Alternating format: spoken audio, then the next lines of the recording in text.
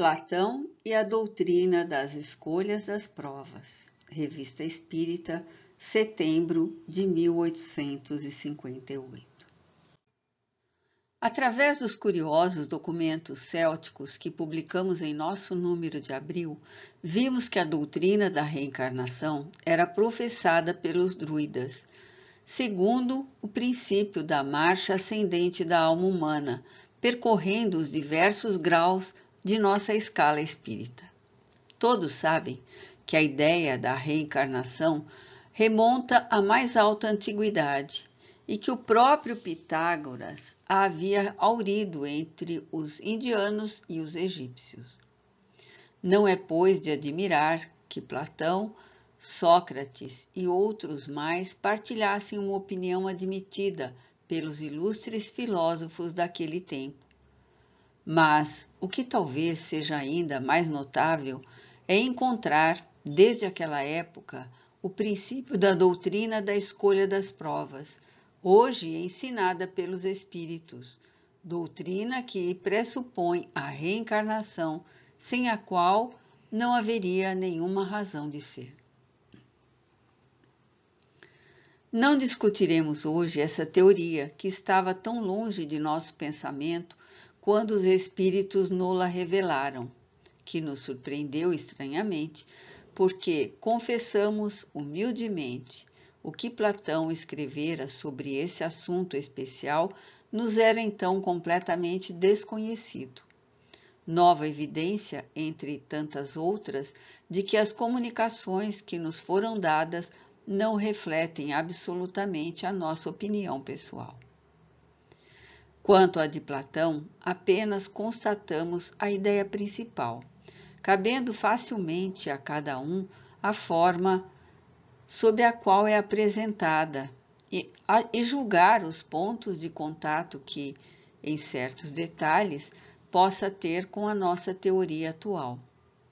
Em sua alegoria do fuso da necessidade, ele imagina um diálogo entre Sócrates e Glauco, atribuindo ao primeiro o discurso seguinte sobre as revelações do armênio personagem fictício, segundo toda probabilidade, embora alguns o tomem por Zoroastro.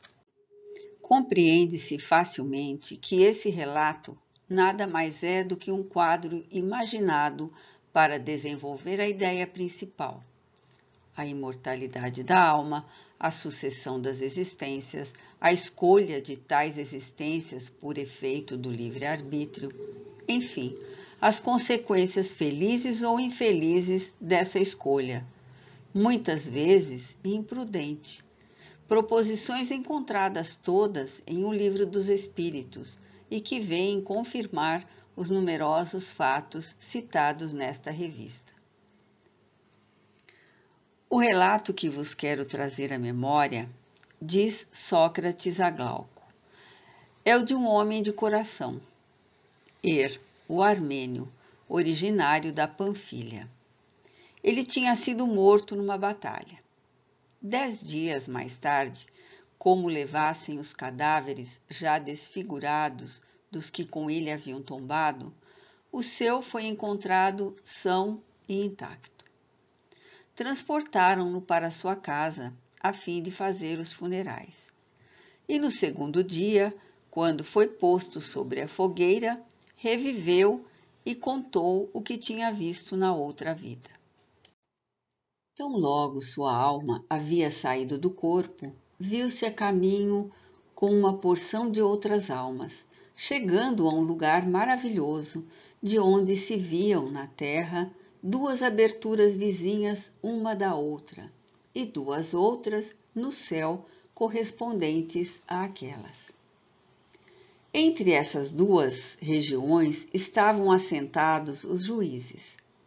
Assim que pronunciavam uma sentença, ordenavam aos justos tomarem lugar à direita, por uma das aberturas do céu.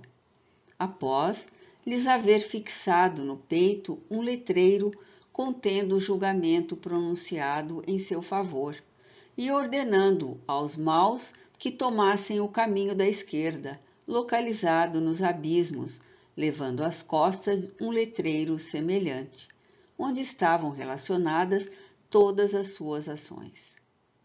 Quando chegou sua vez de apresentar-se, os juízes declararam que deveria levar aos homens a notícia do que se passava neste outro mundo, ordenando-lhe que ouvisse e observasse tudo quanto a ele se referisse. A princípio, viu desaparecerem as almas que haviam sido julgadas, umas subindo para o céu, outras descendo à terra, através de duas aberturas que se correspondiam. Enquanto pela segunda abertura da terra via saírem almas cobertas de poeira e imundície. Ao mesmo tempo, desciam almas puras e sem mácula pela outra porta do céu. Todas pareciam vir de uma longa viagem e se demoravam prazerosamente numa campina, qual se for um local de reunião. As que se conheciam saudavam-se mutuamente e pediam notícias do que se passava nos lugares de onde vinham, o céu e a terra. Aqui, entre gemidos e lágrimas, era lembrado tudo quanto haviam sofrido ou visto sofrer quando estagiavam na terra. Ali, contavam as alegrias do céu e a felicidade de contemplar as maravilhas divinas. Seria demasiado longo seguir todo o discurso do armênio, mas eis, em suma, o que dizia. Cada uma das almas suportava 10 vezes a pena das injustiças que havia cometido na terra. A duração de cada punição era de 100 anos, duração natural da vida humana, a fim de que o castigo fosse sempre duplicado para cada crime. Assim, os que fizeram perecer os seus semelhantes em grande quantidade, atraiçoaram cidades ou exércitos, reduziram seus concidadãos à escravidão ou cometeram outras malvadezas, eram atormentados ao decúplo para cada um desses crimes. Os que, ao contrário, só espalharam o bem em torno de si e foram justos e virtuosos, recebiam na mesma proporção a recompensa de suas boas ações. O que dizia das crianças que a morte leva pouco depois do nascimento merece menores comentários, mas assegurava que o ímpio, ao filho desnaturado e ao homicida estavam reservados os mais cruéis sofrimentos, enquanto ao homem religioso e ao bom filho as felicidades mais abundantes. Estava presente quando uma alma perguntara à outra onde estava o grande Ardieu. Esse Ardieu havia sido tirano numa cidade da Panfilha, 1000 anos antes. Tinha matado seu velho pai, o irmão mais velho, e cometido, ao que se dizia, vários outros crimes hediondos. Ele não vem nem virá jamais aqui, respondeu a alma. A esse respeito, todos fomos testemunhas de um espetáculo horroroso. Quando estávamos prestes a sair do abismo, após haver cumprido nossas penas, vimos Ardieu e vários outros, cuja maioria era formada de tiranos como ele, ou de seres que, em situação particular, tinham cometido grandes crimes. Em vão esforçavam-se por subir, e todas as vezes que esses culpados, cujos crimes não tinham remédio ou não haviam sido suficientemente expiados, tentavam sair, o abismo os repelia, bramindo. Então, personagens detestáveis de corpos inflamados que lá se encontravam acorriam a esses bramidos. Primeiramente, levaram à força alguns desses criminosos, quanto a Ardieu e os outros, ataram-se-lhe os pés, as mãos, a cabeça, e lançando-os por terra e os maltratando violentamente, à custa de pancadas, os arrastaram para fora da estrada, através de sarças sangrentas, repetindo as sombras à medida que passavam algumas delas. Eis os tiranos e os homicidas, nós os arrastamos para lançá-los no Tártaro. Essa alma acrescentava que, entre tantos casos terríveis, nada lhe causava mais pavor que o bramido do abismo, sendo para elas uma suprema alegria poderem sair em silêncio. Tais eram aproximadamente os julgamentos das almas, seus castigos e suas recompensas. Após 7 dias de repouso nessa campina, as almas tiveram que partir no 8º, pondo-se a caminho. Ao cabo de 4 dias de viagem, perceberam do alto e em toda a superfície do céu e da terra uma luz imensa, aprumada como uma coluna e semelhante ao quartzo irisado, porém mais brilhante e mais pura. Um só dia foi suficiente para alcançá-la, e não viram, mais ou menos no meio dessa muralha, a extremidade das cadeias que se ligam aos céus. É isso que o sustenta, é o envoltório da nau do mundo, é o vasto cinturão que o circunda.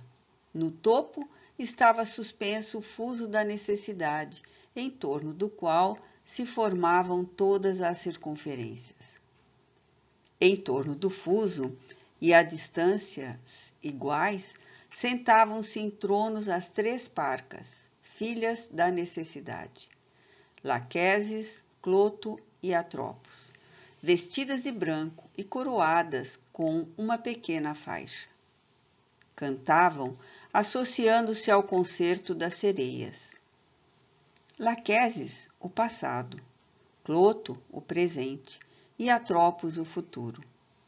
Com a mão direita, Cloto tocava, vez por outra, o exterior do fuso, cabendo a Atropos, com a mão esquerda, imprimir movimentos aos círculos interiores, enquanto alternadamente, ora com uma mão, ora com a outra, Laquesis tocava no fuso e numa espécie de balança interior. Tão logo chegavam, as almas tinham que se apresentar a Laquesis. Em primeiro lugar, um hierofante as colocava ordenadamente em fila. Depois, tomando do colo de Laquesis as sortes ou números em que cada alma devia ser chamada, bem como as diversas condições humanas oferecidas à sua escolha, subia a um estrado e falava assim: Eis o que disse a Virgem Laquesis, filha da necessidade. Almas passageiras, ireis iniciar uma nova carreira e renascer na condição mortal. Não se vos assinalará o gênio, vós mesmas o escolhereis. Escolherá aquela que a sorte chamar em primeiro lugar, e essa escolha será irrevogável. A virtude não pertence a ninguém. Alia-se àquele que a dignifica e abandona quem a despreza. Cada um é responsável pela escolha que faz. Deus é inocente. A estas palavras, ele espalhava os números e cada alma apanhava o que lhe caía à frente, exceto o armênio, a quem isso não era permitido. Em seguida, o hierofante desvendou-lhe todos os gêneros de vida, em maior número do que as almas ali reunidas. A variedade era infinita. Encontravam-se, ao mesmo tempo, todas as condições humanas, assim como a dos animais. Havia tiranias. Umas duravam até a morte, enquanto outras, interrompidas bruscamente, acabavam na pobreza, no exílio e no abandono. A ilustração mostrava-se sob diversas faces. Podia-se escolher a beleza, a arte de agradar, os combates, a vitória ou a nobreza de raça.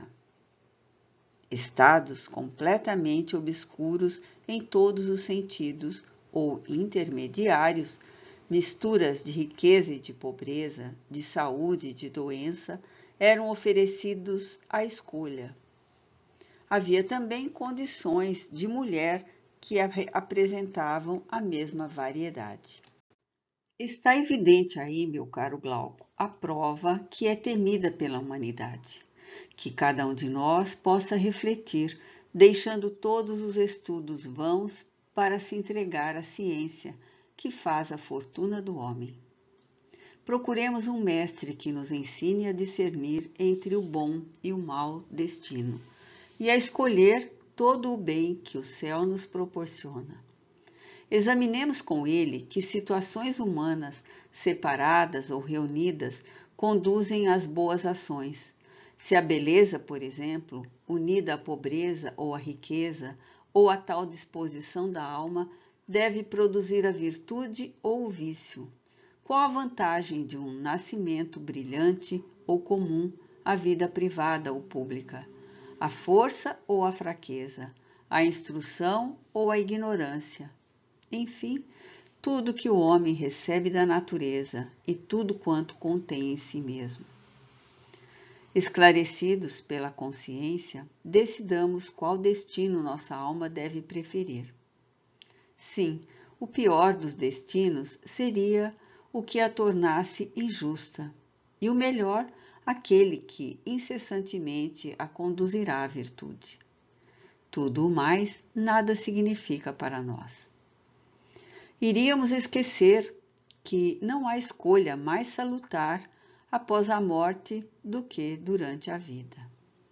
Ah, que esse dogma sagrado se identifique para sempre com nossa alma, a fim de não se deixar fascinar na terra pelas riquezas, nem por outros males dessa natureza, e que, lançando-se com avidez sobre a condição do tirano ou qualquer outro semelhante, não se exponha a cometer um grande número de males sem remédio e a sofrer outros ainda maiores. Segundo o relato de nosso mensageiro, o Hierofante havia dito: aquele que escolher por último, contanto que o faça com discernimento e que seja coerente em sua conduta, será prometida uma vida feliz. O que escolher em primeiro lugar, guarde-se de ser muito confiado e que o último não se desespere. Então aquele que a sorte distinguiu em primeiro lugar avançou apressadamente e escolheu a mais importante tirania. Levado por sua imprudência e por sua avidez, e sem olhar bastante para o que estava fazendo, não percebeu a fatalidade ligada ao objeto da escolha, que faria com que um dia comesse a carne de seus próprios filhos, além de muitos outros crimes terríveis. Mas quando considerou a sorte que havia escolhido, gemeu, lamentou-se e, esquecendo as lições do Hierofante, acabou acusando como responsáveis por seus males a fortuna, os gênios, tudo mais, exceto a si mesmo.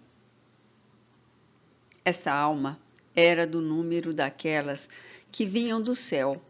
Tinha vivido precedentemente num estado bem governado e havia feito o bem mais pela força do hábito do que por filosofia.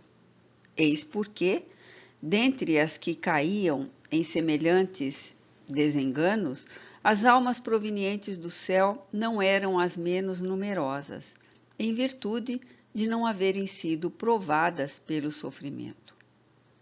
Ao contrário, aquelas que, tendo passado pela morada subterrânea, haviam sofrido e visto sofrer, não escolhiam assim tão depressa. Daí, independentemente do acaso das posições a serem chamadas a escolher, resultava uma espécie de troca de bens e males para a maior parte das almas.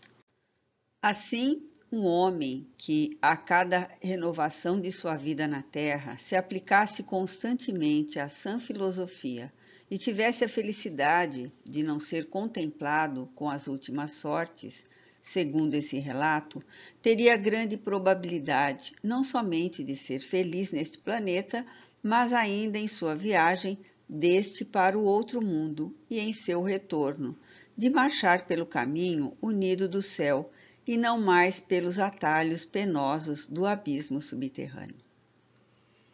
Acrescentou o armênio ser um espetáculo curioso ver de que maneira cada alma fazia sua escolha.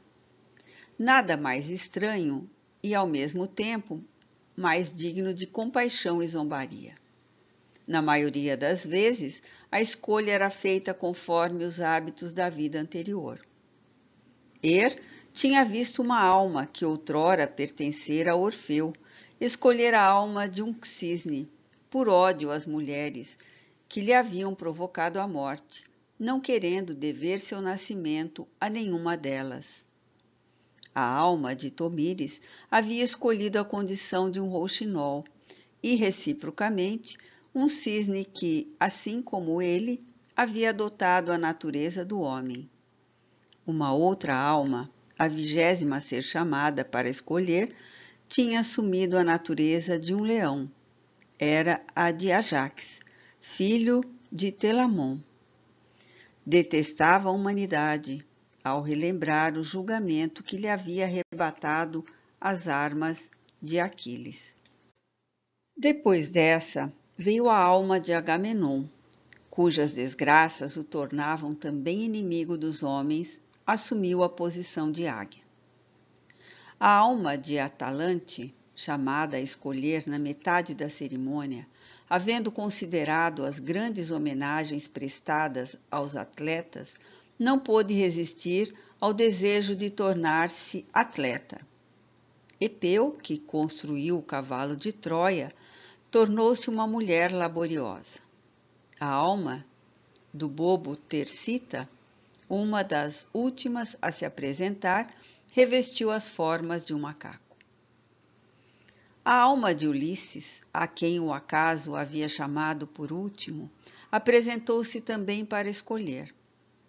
Como a recordação de seus longos reveses lhe houvesse tirado toda a ambição, por muito tempo procurou e penosamente descobriu, num recanto, a vida tranquila de um homem privado que todas as outras almas haviam descartado.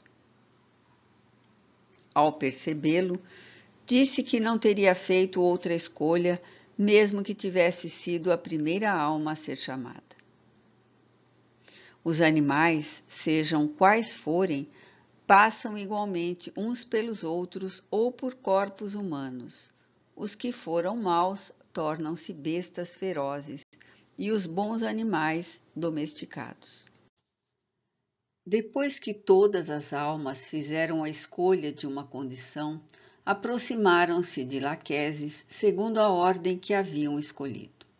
A cada uma deu Parca o gênio que fora preferido, a fim de lhe servir de guardião durante a vida e auxiliá-las no cumprimento do seu destino. Primeiro, esse gênio as conduzia a Cloto, que, com a mão e com um giro do fuso, confirmava o destino escolhido. Depois de haver tocado no fuso, o gênio a conduzia a Atropos, que enrolava o fio para tornar irrevogável aquilo que havia sido fiado por Cloto. Em seguida, avançavam até o trono da necessidade, ao lado do qual a alma e seu gênio passavam juntos. Tão logo haviam todas passado, dirigiam-se para uma planície do Létis, o esquecimento, onde experimentavam um calor insuportável, visto aí não haver nem árvores nem plantas. Morrendo o dia, passaram a noite junto ao rio Ameles, ausência de pensamentos sérios, cujas águas todos eram obrigados a beber, embora nenhum vaso as pudesse conter. Mas os imprudentes bebiam demais. Os que o faziam sem cessar perdiam completamente a memória. Em seguida, adormeciam. Mas, em torno de meia-noite, ouviu-se o ribombar de um trovão, acompanhado de tremor de terra. Logo as almas se dispersaram aqui e ali, pelos diversos pontos de seu nascimento terrestre, semelhante a estrelas que, de repente, cintilassem no céu. Quanto a Er, havia sido impedido de beber da água do rio. Não sabia, entretanto, nem onde, nem como sua alma se havia reunido novamente ao corpo. Contudo, pela manhã, abrindo os olhos de repente, percebeu que se deitara sobre a fogueira. Tal é o mito, caro Glauco, que a tradição conserva até hoje. Ele pode preservar-nos de nossa perda. Se dermos crédito a ele, passaremos felizmente o letes e manteremos nossa alma purificada de toda mácula. Esclarecimento de conceitos utilizados no texto.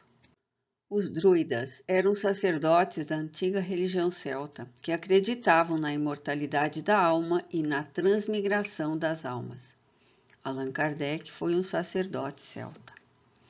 Pitágoras, filósofo grego, defendia a transmigração das almas, ou seja, a ideia de que as almas renascem em novos corpos. Sua doutrina de metempsicose, muito próxima à concepção de reencarnação, influenciou diversas correntes filosóficas e encontra o eco no Espiritismo, que sustenta a evolução das almas através das múltiplas vidas. Sócrates é uma figura central na filosofia grega, conhecido por sua busca pela verdade e pela moralidade. Na obra de Platão, Glauco é um dos interlocutores de Sócrates no diálogo A República. No contexto da doutrina espírita, os diálogos socráticos sobre a justiça, a alma e a moralidade são explorados para mostrar a importância das escolhas morais e o impacto dessas escolhas no futuro espiritual do indivíduo. A história de Er é narrada no livro A República, de Platão, em que Er, um guerreiro que morre em batalha, revive após alguns dias e conta sua experiência no pós-morte. Ele descreve como as almas escolhem suas futuras encarnações e as provações que devem enfrentar. Esta narrativa é fundamental para a doutrina das escolhas das provas, pois ilustra como a alma, entre uma encarnação e outra, pode deliberadamente escolher os desafios e expiações para a sua evolução. Zoroastro, ou Zaratustra, foi o fundador do zoroatrismo, uma religião persa antiga que introduziu a ideia de dualismo entre o bem e o mal e a existência de uma vida após a morte. Algumas ideias zoroastrianas, como a luta constante entre forças positivas e negativas, podem ser associadas ao progresso moral que o Espiritismo defende, em que o espírito deve superar suas falhas em sucessivas encarnações. Na mitologia grega, o Tártaro é um lugar de tormento e punição no submundo, onde almas condenadas sofrem pelos seus erros. O Tártaro pode, assim, ser uma analogia às provações dolorosas que uma alma pode enfrentar para progredir moralmente. Hierofante era um sacerdote que iniciava adeptos nos mistérios sagrados, especialmente nos mistérios de Eleusis, na Grécia Antiga. No contexto da filosofia de Platão, o hierofante pode ser visto como uma figura de sabedoria, alguém que orienta o espírito no caminho da compreensão dos mistérios espirituais e da escolha de suas provas. Panfilha é uma região mencionada na história de Er, o armênio, sendo o local onde as almas se reúnem para escolher suas futuras vidas e provas. No relato de Platão, a descrição de Panfilha como uma espécie de plano espiritual onde as almas deliberam suas futuras existências ressoa com as concepções espíritas sobre o planejamento reencarnatório. Tirano. Os antigos não emprestavam ao vocábulo tirano o sentido que hoje lhe damos. Este nome era dado a todos aqueles que se apoderavam do poder soberano, quaisquer que fossem as suas ações, boas ou más. A história cita tiranos que fizeram o bem. Entretanto, como na maioria dos casos acontece que, ou para satisfazer a ambição, ou para se manter no poder, o fizessem através de crimes, mais tarde o vocábulo tornou-se sinônimo de cruel e se aplica a todo indivíduo que abusa de sua autoridade. Escolhendo a mais importante tirania, a alma de que fala não tinha buscado a crueldade, mas apenas o mais largo poder como condição de sua nova existência. Quando sua escolha se tornou irrevogável, percebeu que esse mesmo poder arrastá-la-ia ao crime e lamentava tê-la feito, por isso acusando a todos menos a si mesma. É a história da maioria dos homens, artífices de sua própria desgraça, mas sem o querer confessar. Análise do texto. Platão, Doutrina da Escolha das Provas. Revista Espírita, setembro de 1858. Quem foi Platão? Filósofo grego de 427 a 347 a.C., discípulo de Sócrates e mestre de Aristóteles, um dos maiores filósofos da Grécia Antiga. Fundador da Academia, primeira escola filosófica. Acreditava em um mundo além do físico, onde residem as formas perfeitas. Defensor da imortalidade da alma e da vida após a morte. Platão acreditava que há algo mais além daquilo que vemos e vivemos aqui na Terra. O Armênio, o mito da escolha. A história de um guerreiro morto, revive e narra sua jornada no além. Ele vê as almas sendo julgadas e escolhendo suas próximas vidas. As boas almas vão para o céu, as más para abismos, mas todas reencarnam. Metempsicose em Platão e Pitágoras. Platão, influenciado por Pitágoras, acreditava na metempsicose, a transmigração das almas, segundo a qual uma alma humana poderia reencarnar em corpos de animais. Isso ocorreria como uma forma de punição para aqueles que cometeram ações moralmente condenáveis em suas vidas. A ideia era que a alma passasse por diferentes formas de existência, incluindo plantas ou animais, até purificar-se e retornar à forma humana. Platão, especialmente no mito de a República, sugere que as escolhas morais feitas em uma vida determinariam o destino da alma, incluindo a possibilidade de reencarnar em animais se essa alma tivesse conduzido uma vida de vícios ou falhas éticas graves. Visão da doutrina espírita sobre a reencarnação em animais. A doutrina espírita, conforme codificada por Allan Kardec, difere dessa concepção. No espiritismo, a alma humana não retrocede para estágios inferiores da criação, como a reencarnação em corpos de animais.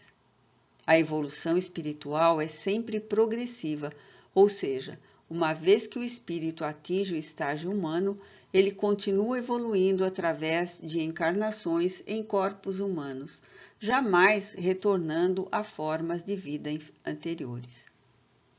No Espiritismo, os animais possuem um princípio inteligente que evolui, mas que ainda não chegou ao estágio de individualização como espírito humano. Assim, não há uma involução da alma humana para reencarnações em corpos de animais, o que seria uma visão mais próxima da crença da metempsicose. A doutrina das provas na filosofia de Platão. As almas escolhem suas provas antes de nascerem para progredirem. A vida como uma oportunidade de aprendizado e superação, marcha ascendente da alma. Ligação com a ideia de justiça. As provas ajudam a corrigir erros passados. Antes de nascer, cada pessoa escolhe os desafios que vai enfrentar, como se estivesse escolhendo os tipos de provas que quer passar em uma escola. Reencarnação defendida por filósofos como Pitágoras. O processo de escolha das provas. O espírito, antes de reencarnar, analisa o que precisa aprender. Escolhe as provas que mais o ajudarão a evoluir, com o auxílio de espíritos superiores. Essas provas podem ser difíceis, mas são sempre para o crescimento da alma. Imagine que você está se preparando para um grande exame. Você escolhe as matérias mais difíceis porque sabe que elas te farão mais forte. Exemplos de provas na vida: doenças, limitações físicas ou mentais, pobreza ou dificuldades financeiras, relações familiares difíceis, desafios morais ou éticos. As provas podem ser grandes ou pequenas, mas todas nos ajudam a aprender e evoluir. Ligação com o Espiritismo. No Espiritismo, essa doutrina é muito similar. As almas reencarnam para evoluir e expiar erros passados. A escolha das provas é feita com base nas necessidades de cada alma. O livre-arbítrio é importante. A alma tem a liberdade e a responsabilidade de escolher seus caminhos. A reencarnação como meio de evolução espiritual. No Espiritismo, assim como Platão acreditava, escolhemos nossas lições e desafios para crescer espiritualmente. Conclusão. Platão já falava da reencarnação e da evolução da alma. A escolha das provas é um conceito central no Espiritismo, que aparece também na filosofia de Platão. O estudo da alma e da reencarnação é fundamental para a evolução espiritual. A importância de ter paciência e perseverança diante das dificuldades. O papel da fé e da compreensão espiritual para enfrentar as provas. Nossos desafios são como testes na escola. São difíceis, mas nos fazem aprender algo importante. Platão acreditava que as almas escolhem suas provas antes de reencarnar para evoluírem. O Espiritismo tem uma visão similar, enfatizando o livre-arbítrio e o progresso espiritual. Os desafios da vida são oportunidades de aprendizado e crescimento. Mensagem final. A vida é uma escola e cada prova que enfrentamos é uma lição para o nosso espírito.